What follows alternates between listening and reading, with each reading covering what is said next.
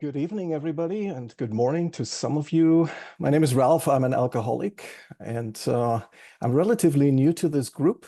Thank you, Mary, for asking me so early in my secular career of AA. And it's an honor because I really love this group. I really think I found something special and something that actually I've been looking for since the beginning, which is what is the beginning for me with AA? It is July 1st, 2023. 2023. Um, it is a little more than a year, so I still feel a little new. I want to share a little bit my background, what happened, and what it feels like now, and probably diverge a little bit along the way, so I might be all over the place. Apologies ahead of that. So let me just start by the obvious. It's a German accent. You were right. Uh, I'm born in Germany in the 70s, and Germany is a country of beer, right? And Gemütlichkeit, coziness, and all that. Oktoberfest, fast cars. Uh, Sounds like it's an exciting place, but to me, it was just a middle class upbringing, lower middle class. My mom was a homemaker. My dad was an interior architect. They had me in the 70s. I'm the second born. My older brother was born 6 years earlier. And what else can I tell you about my earliest moments? It is certainly that I was born with some defect. I was had some palsy going on, so my feet were a little bent inwards or something. So they put me in a cast, and they were very fearful about my young existence. So I was really separated from my mom for a while, as they did, I guess, in hospitals in the 1970s in Germany. Moms were not allowed to be around their babies all the time because I guess bugs or I don't know, bacteria. So I was told later, no memories, of course. I was told later that it was like 6 weeks or so that I was pretty much separated. My mom could visit me, like in that room, but mostly behind glass. Anyways, what I mean by that, I guess I was a little more sheltered than my brother. I was a little more brittle. And what I also want to mention about my parents, of course, in sobriety, we think about, oh, what happened? Fuck, why did I become this weirdo drunk? So I think one of the things is, we all feel special, we're all different, and we're all unique. And I think in my case, the uniqueness comes from the fact that my parents were very risk averse. They both grew up during World War II. I mean, my mom was 5 years old when the war ended. My dad was 15. And they had some memories. Usually they swallowed it. I mean, they never talked about it. But a few things they shared, like my mom couldn't light a candle until her 20s because she was scared of fire all her youth, all her childhood, because she walked through a burning city with her mom on her shoulder. And she has memories of that, even as a 5-year-old. My dad was abducted by Russians and came back days later with broken bones. And my grandma on my dad's side wanted to commit murder suicide, sort of. Yeah, wanted to kill her kids, drown herself in the kids. My brother talked her out of it. It's just this trauma, I guess, and starting from with nothing, and that feeling of safety, right? Security, safety, not risk anything, just save money and be a decent citizen, right? And not take any risks because you might lose it like that. Life can really play a trick on you, and just be better safe than sorry. Don't take any risk. And I think that feeling was really instilled in me anyway, that I'm spending too much time on this. But so yeah, I was a little bit of special kid growing up. It was a happy childhood overall. Im- cannot remember being beaten once. Not even a slap, honestly, nothing. Family vacations every year. Christmases were an orgy of materialism. It was like you show your love with presents. We played this game of one more thing. Everybody, especially when I grew in my teens, it was always about who has the last gift. We didn't put it under the tree, but we distributed it for hours on Christmas Eve. Anyways, it was all this materialistic bullshit that was going on. Of course, I loved it back then. In hindsight, well, I could have probably had a okay childhood without all that crap. Anyways, so my parents invested in us. There was a lot of investment in our that we go to university, my brother and I. It was that was kind of the excuse why my parents never owned anything. Anyways, it was I had some incidents because I had a little bit, I guess, this brittleness. I broke my arm 6 times when I was in my teens. It was really awkward. They took me out of sports, of a physical education, and I that made me feel even stranger, like I'm the uncool child, I'm the special needs kid, or what the fuck? I like basketball though, but I was bad at anything with, gymnastics, I mean, or parallel bars and all that torture. Couldn't do it. I broke my arm there once. Anyways, so school was good. I was good at school, but only because I was rewarded, every time I got a good grade, I got, just a few dollars for it. It's like, dang, thank you. But of course, I expected a little more money when I got even better and when I grew older. So it was always this striving for excellence or striving for make my parents proud, make everybody proud, be liked. It wasn't that I was punished when I was bad, but I felt I was extra liked when I was good. So I was a sucker for that and still am to this day. I want to be liked, but only to the degree that I don't have to commit anything to you, that you don't have expectations really, but just to the degree, but you should always show me that you like me, then I'm a happy place, but don't like me too much, because then I retreat and then I'm like sad. Weird. Anyways, what happened with alcohol? So alcohol was, of course, in abundance, but not in an alcoholic way. I mean, in a drunken stupor way. But there was cognac in the house, beer on the dinner table. It was just what you did. And I think my first taste was probably eggnog. Eggnog was nice. Beer, I tried beer. Probably my parents expected I hated it. I didn't like it, but I had a second sip. And wine, bubble wine. Every family gathering was bubble wine. When there was a birthday, let's open a bottle of bubble, champagne, whatever. Not the expensive stuff, the cheap stuff. But I liked it. I liked everything. I liked what they served me, and I sometimes asked for more, but it wasn't insane. When in my later teens, yeah, I had a few beers too many here. Yeah, but it was never really crazy. And I never tried any other drugs because for some reason, because I was so scared of the world and never surrounded myself with people that I guess consumed anything but beer or wine. I never had any other stuff, not a pill. I mean, one Percocet, but not because I wanted it, because I had to. Nothing. So it's kind of, I'm a virgin in a lot of ways. And music was my thing. The only hobby I had really was music, listening to music, consuming music, knowing everything about music. I mean, I was obsessed because my brother was my idol. Everything my brother did, I wanted to double down on it. Wanted to have more records than he had, vinyl, right? Then CDs came and so on. I always wanted what he had, but better. Adored him. He took me to concerts, Rush, Queen, everything. It was fantastic. REM, Nirvana before they became known, and it was great, but it was also very one-sided. No, I mean, I played tennis, but I never really did any team sports because team sports means commitment. Team sports means on the weekend you have to go to tournaments. People expect something from you. You have to have friends, yeah, that you may, I mean, you have to socialize with people you may not like that don't share maybe your tastes, your preferences, uh your values. It was weird.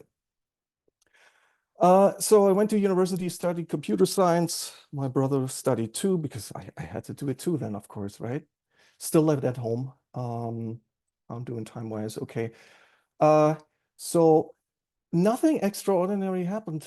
Nothing. No girlfriends ever. I mean, it was pretty sad in one sense. I was pretty isolated. I only had one friend usually, only one friend. I had pretty much two real friends in my entire life. I mean, a childhood sort of, till I came to the US in my early 30s. Two friends, the early childhood friend who moved away, and the second guy who also moved away and got a girlfriend. A girlfriend, loser, right? I'm like, ugh, who needs a girlfriend? And of course, I was super, super jealous. Fuck, asshole. Why does he not spend time with me and watch more horror movies, right? Insane. So I turned 25. My dad passed away. Boom, heart attack, gone. You know, like I saw him in the morning. Hey, have a good day, Daddy. Was working on my master's thesis for university. In the evening, I saw him in some cooling thing behind glass, with his chin held up so it doesn't open his mouth. It was like, fuck, what? I mean, what?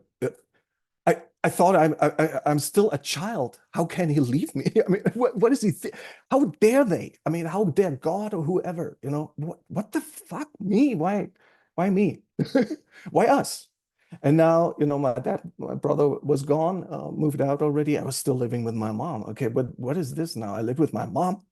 What do I say? I also want to go, but I can't. I mean, who does that to their mom, right? What the fuck? What do I do? So I started a PhD program. I really wanted to study. I love studying. Anyways, what does it have to do with alcohol? What it had to do with alcohol is that I felt obliged, that I felt I need to do this. So I swallowed a lot of stuff yes, mom, let's have this for dinner. Oh, yeah, I would love to eat that again. Yeah, because I liked it so much last time, right? Thank you so much. Yeah, let's do that. Okay. Yeah, I'll go with you to the supermarket. Let's do that. Yeah. My mother was in a lot of trauma and she was sad, for years, cried a lot. And I'm like, okay, I'm now the HOH or whatever you call that, head of household or what, I did nothing. I was just a good son. I was still the baby, the younger, the precious child, whatever. Anyways, I identified myself with work and achievement in school. So eventually I got a PhD. And that gave me the golden ticket to get to know somebody from a US company that gave me an offer to come to the US. And when I got that ticket, I'm like, oh my God, this is it. The dream came true. United States of America, America, fantastic. So I came, of course, and I mean, there was no negotiations. You could get paid me $0. I would have come anyways. So I came, 1 year visa, go to the consulate, all that stuff. I did that for years, go to Frankfurt, Christmas time, go to mommy, go to Frankfurt, get the new visa, go back, go to Christmas time to mommy, get the visa, go back, and all that. I did that for years. I got to know a girl then during that time, Russian Jew. She lived in Germany, fell in love, first girlfriend, sort of, and dutiful Ralph. It's like all excuses what I'm telling you here, right? Dutiful Ralph marries this girl, right? Because she's poor, has no money. She came to Germany, as a Jew, Russian Jew, and she's kind of lost, I thought. I was lost too. So we were both like lost in our own ways, like super over overbearing families, right? Crazy mom, dictator moms. My mom wasn't dictator, but in a sense she was. She is. Anyways, married this girl. Yeah, let's get married in California, San Jose style. So that had an effect, of course, on the divorce that followed a few years later. Anyways, we were really not compatible, but she visited occasionally. She lived then with me, and we were different. She was esoteric. I was dry as a sack of bread. I don't know. I was just rational to the umpteenth. Like I'm an atheist too, right? I don't believe in anything that's supernatural. And she was into all that stuff, crystals and massage and Reiki and photography and art. It's all good. Art I like, but anyways, didn't work out. I drank over it, of course. I was thinking, what the fuck? I'm getting married and now I have this life. So I discovered IPAs in the US. Holy shit, the best beer culture in the world is the United States. They have all the microbreweries. Forget about German beers. I thought, let me get loaded on heavier beers. And I got loaded on that a lot. Got Never really got friends. I thought I would get friends at work. What a naive idea. Of course not. Nobody invites any coworker to their home. Are you crazy? Why? No. We're doing work and then you have your own life. You have your own family. You have your own friends. Okay. So I had no friends. So I drank in communion with others, isolated people and people I could envy and be jealous about, sitting, these couples next to me at the bar at BJ's. Overhearing things, they heard my accent. We talked about Germany. Everybody loves Germany, right? Of course, everybody has some family who probably remember. So it was all cool. I felt like, oh yeah, everybody loves this German stuff. So that's my topic. I can make jokes about that. Anyways, fast forward. Where are the problems kicking in? Well, I lost my job, my first job, and at the same company that hired me, and it was one of those mass layoffs like they have right now going on, right? Restructuring, it's called, and these things happen all the time. I was affected, and that means, hey, I'm not a permanent resident yet. Who the fuck? I have to go back to mommy. What do I do? I, they're gonna kick me out, dude, and I'm not gonna stay illegally. I'm not gonna be crazy, right? Because I'm a dutiful person. I'm a upstanding citizen or German citizen. What do I do? I was I got drunk, of course, and sad. The marriage fell apart slowly because I was so stressed for weeks looking for work. What do I do? I need to find work immediately. Otherwise, I have to go. So I could self-petition permanent residency because I had a PhD. I could do it. O1 visa was my gate to happiness, sort of, my exit. So get the letters from professors and so on. Anyways, it was stress out. Who do I ask? Who knows me really? I never went to a university in the United States. This system of these reference, these letters, all this recommendation bullshit, this, ass licking, this bogus stuff, right? This faking and semi-faking. I didn't know about all this. So I had 6 letters at the end. I don't know how I did it. Anyways, so I with a lawyer paying $10,000, 5,000 for my wife and me, we got a green card. And that was awesome. So I could stay. And I then found a job. And that was good, but the marriage fell apart more and more. I don't know if she cheated on me. I suppose she cheated on me and never had proof of it. But anyways, I was drinking every day. Drinking, drinking, drinking. Orange with vodka was then my choice for a while because it kicked harder. It was stronger. Anyways, what happened next? Well, I that marriage fell apart. I found a new girl. I went through divorce, and that new girl was cool. She was confident. She was not as sad as my first wife. So while I was still going through divorce, I dated this lady that became my wife later, and she was cool. She was confident. She didn't give a fuck about. She was American. She didn't give a fuck about certain rules about punctual. A bit punctual. You need to do this. This is the. She didn't care what the neighbor said. I was always close the windows. You can't. Let's, you know, lower the volume of the music. That's how I thought. Because I don't want to pester I don't want to be an ass. So that fucked me up. And I loved it. I loved being free, like being taught, oh, this is how you enjoy your life.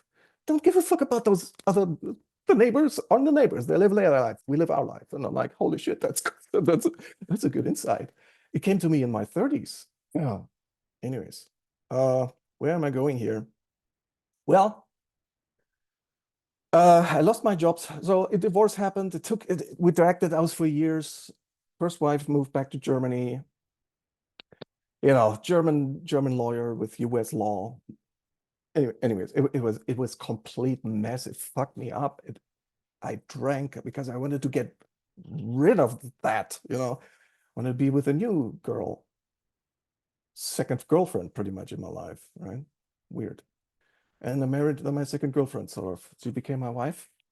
And it was sort of good. She was good, but I was an alcoholic by then already, right? I was like, she liked drinking too. She drank different. She drank badly, as I thought. I'm very judgmental, right? I thought there's a good drinking and bad drinking. Good drinking is you start in the morning and you pace yourself, and then you go to bed in the evening. You don't vomit.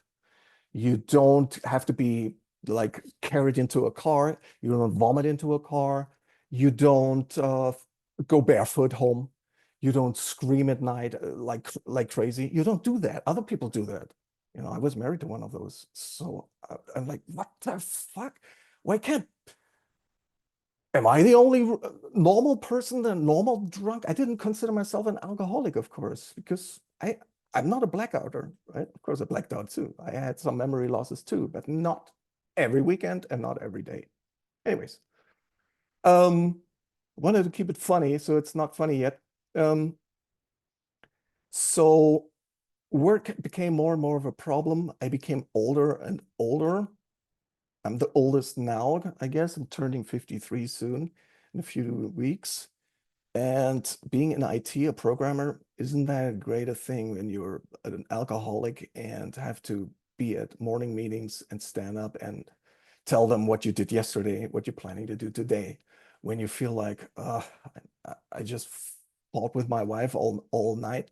I had 2 hours of sleep and I already had 6 beers and you're being asked, what did you do yesterday? Well, I fucking did the same thing that I did before that day and before that day. So I made no progress. And these kinds of things of making zero progress or needing help, which is something I refused. I mean, I never accepted help because I don't want to help you. I don't want to help anybody. So I'm not asking. If I don't ask for help, never, so don't ask me, right? It's like it's this really passive aggressive style that I had for years.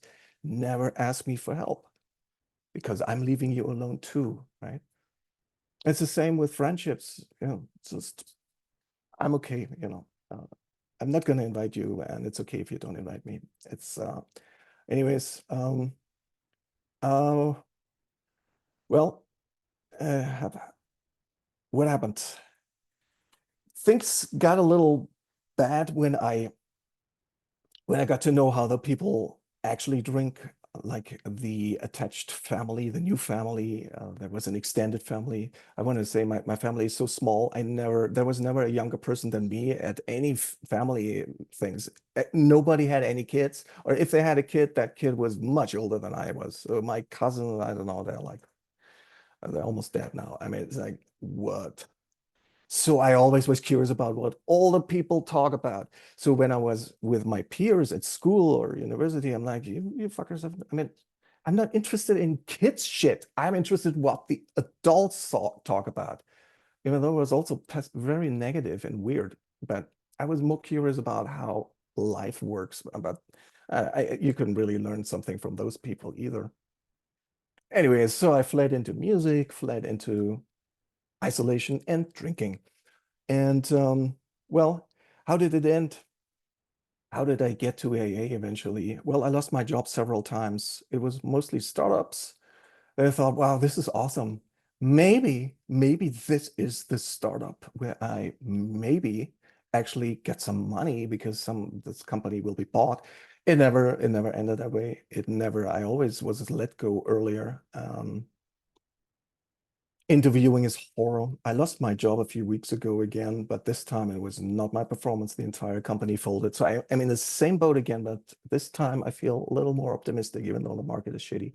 But it's I feel I feel more positive, but it is a trip. It is horrible. Going through these rounds, you're in the fifth round. You have a lot of hope. You're like, dang, they actually seem to like me. They get it. We were vibing here. I'm good. I could do this. And then you talk to the CEO, and the CEO asks you really good questions that are like, "Oh, wait a minute, right?" And I'm not on my foot. I'm not on my toes. I'm like, fuck, this is not going well. Anyways, these experiences happen a bit. Anyways, so I say anyways a lot. I just noticed that. No drugs but alcohol. And when my ex-wife found AA, she told me about it. What is AA? Never heard of what is AA? Well, it's this cool thing where you meet people and it seems to work, and at the end they pray, stand in a circle. I'm like, okay, cool. Yeah, have fun. Yeah, see you. So I said that, see you, have fun a lot. And until I had moved out by then, I saw her only when I picked up the dog to take care of our dog. We were separated.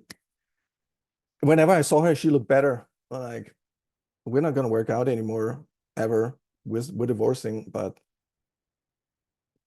she felt better. She looked better. I'm like, what are you doing? I felt miserable.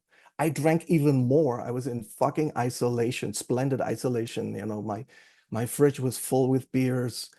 I never went to to liquor stores because it's more expensive there. I was never shameful of buying a lot of beers at supermarkets. I didn't care a fuck because nobody knew me anyways. I don't care. And I bought it ch as cheap as possible. I was a cheap. I became a member of all the breweries in San Jose, California, and beyond. I loved having a mug that had my name on it, right? It's important.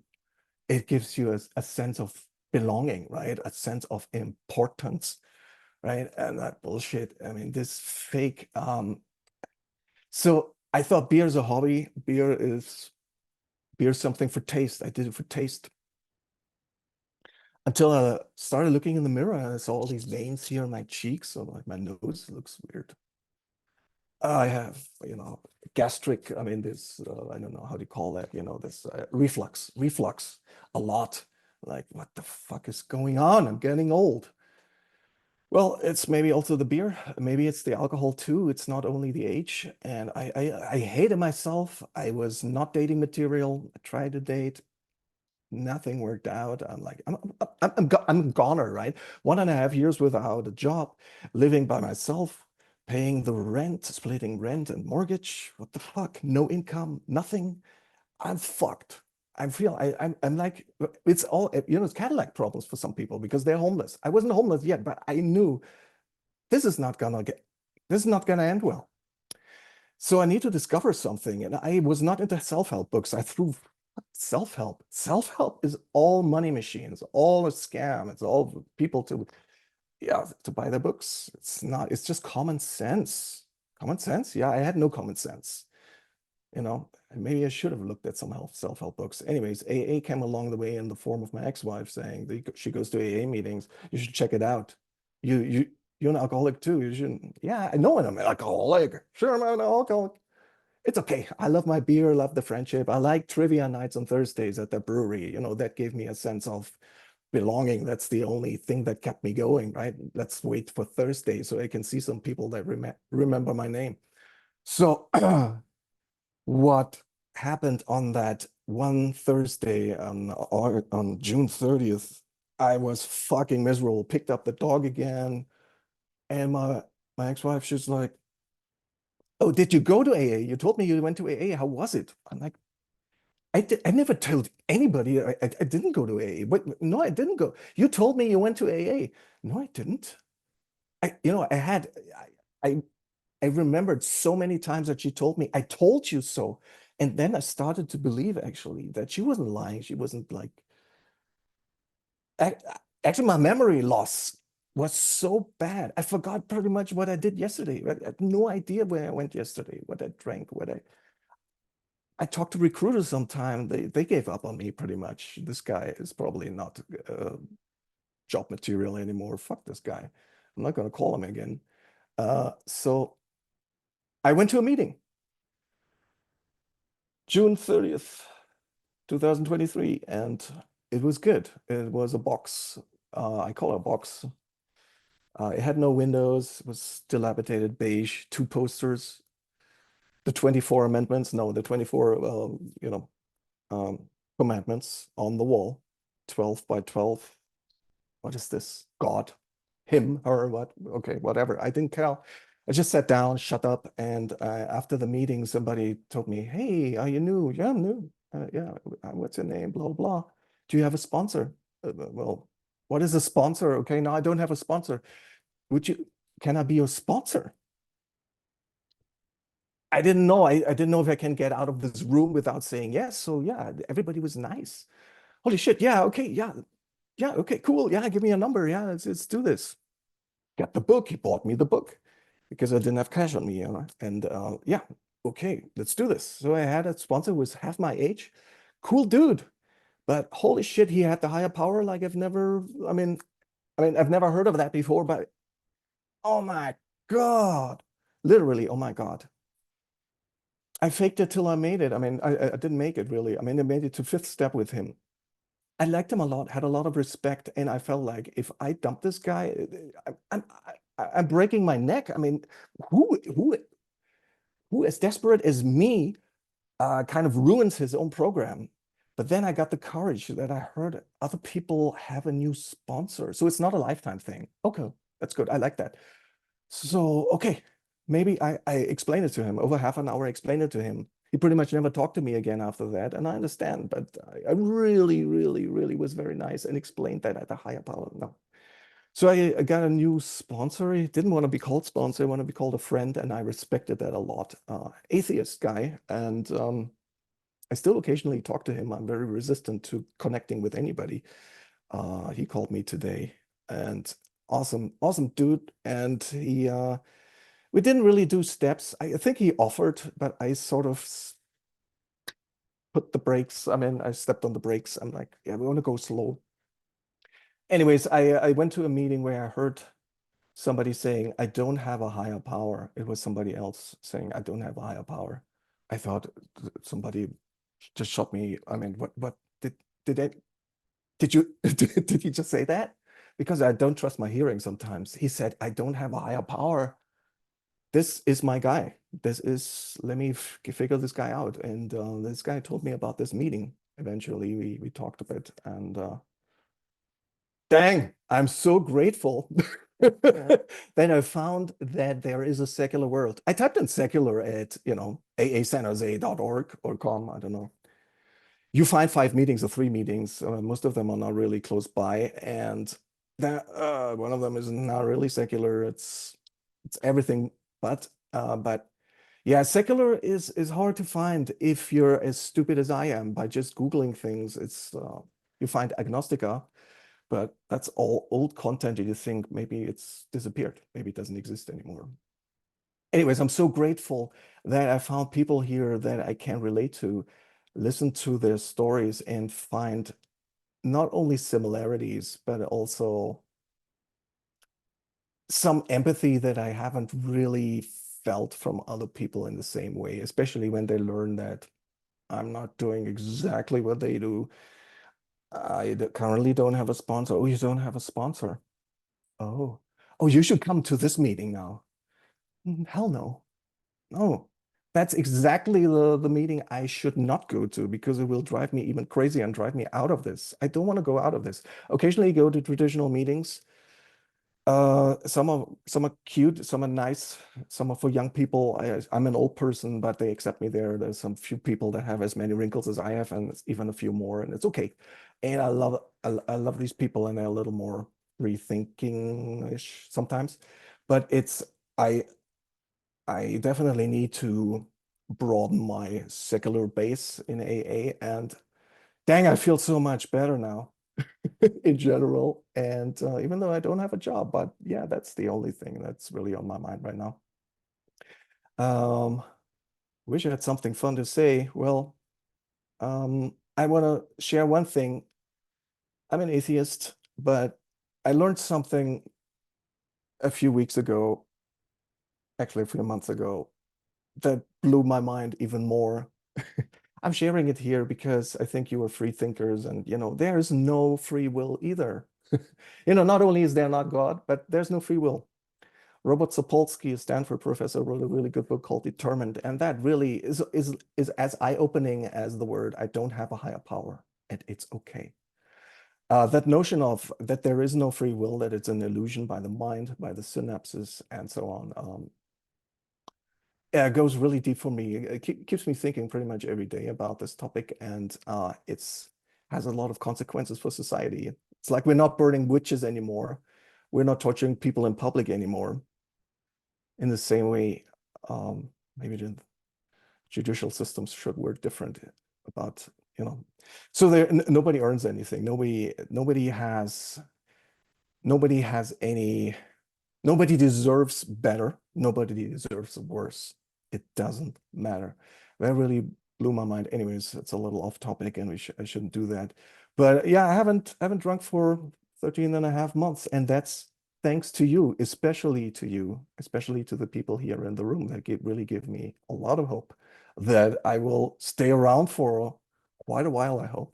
Thank you so much, Mary, for letting me share tonight. I love you guys.